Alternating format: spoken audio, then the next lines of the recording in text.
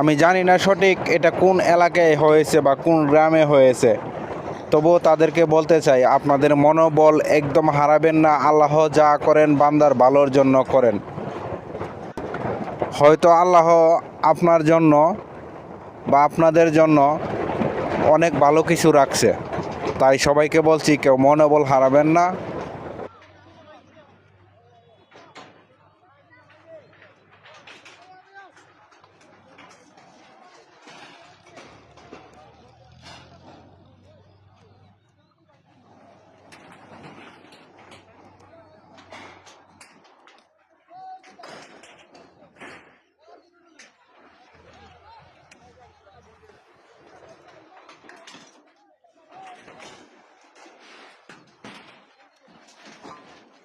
जिधर देखो उधर टीन ही टीन।